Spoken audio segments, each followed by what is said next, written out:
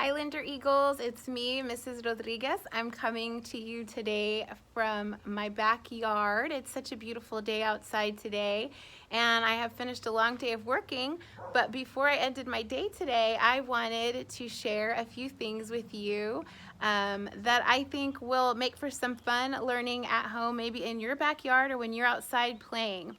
So today I'm going to read you a little book. It's called Nature's Patterns. So it's going to talk all about the patterns that we see in nature.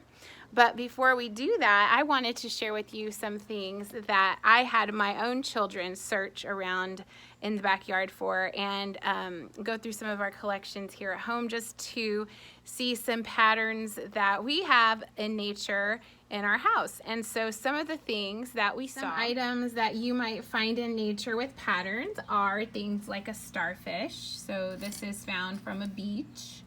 And you can see there's some patterns on the starfish there.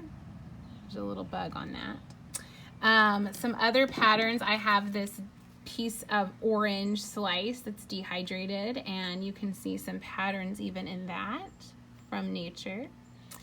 And we found some shells. My daughter has a collection of seashells, and so she brought me some of her shells, and as you look closer and closer, you can start to see patterns all over the seashell. And there's some other shells here too. This is another seashell. You can see some patterns there.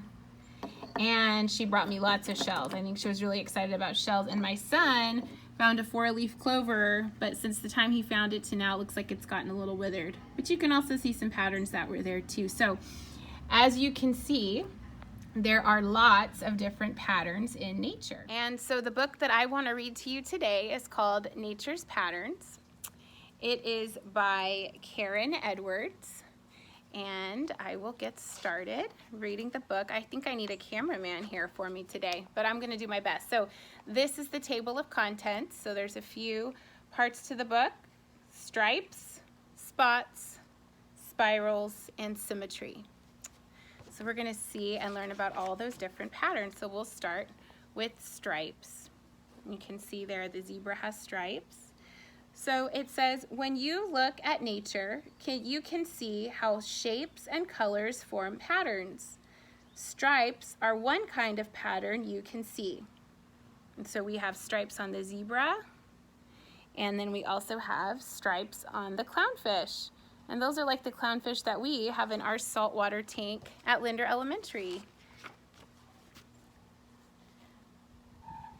This lemur holds its striped tail high so that other lemurs can see where it is. That way the group can stay together.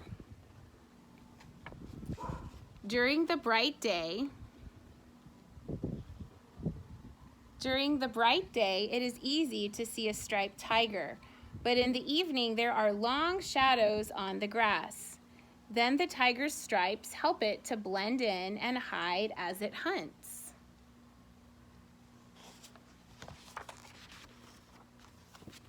Next, we're going to talk about spots. Spots make patterns too. Cheetahs are wildcats like tigers, but cheetahs have round black spots instead of stripes. Now we have some ladybugs. Different kinds of ladybugs have different patterns of spots. These are called 7-spot ladybugs because each has 7 spots on its back. So maybe you can count the 7 spots there, spread out on the ladybug's back. Next, we're going to talk about spots, not on an animal, but on a plant. When you see spots on a mushroom, watch out. The spots usually mean that the mushroom is poisonous. Spots on a frog sometimes mean poison too. When other animals see the spots on this poison dart frog, they know it's not good to eat. So animals know this frog is not a good snack.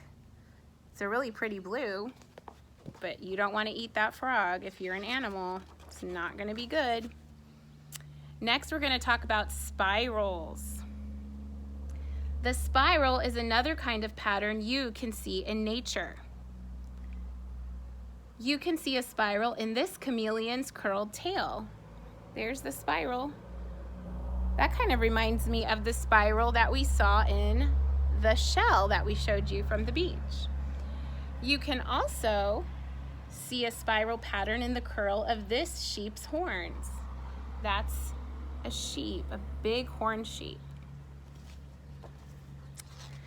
Next, we're going to talk about this seashell right here.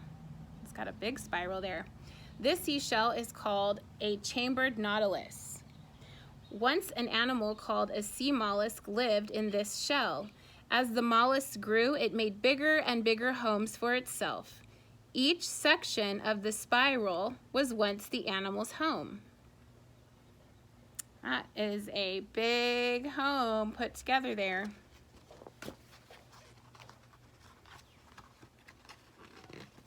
Next, oh, how cute. This is symmetry.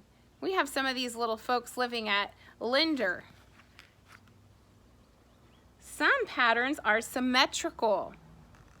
This raccoon's markings are symmetrical because they are the same on both sides of its face.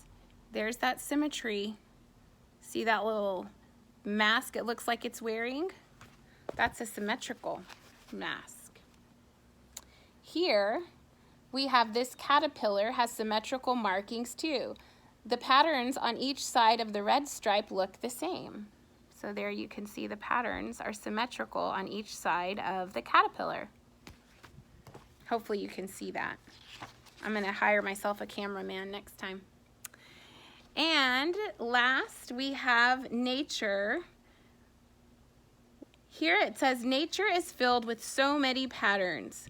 What patterns do you see here? So this looks like a big tortoise, or it's a sea turtle actually. And what patterns do you see there on that sea turtle's shell? That's really nice.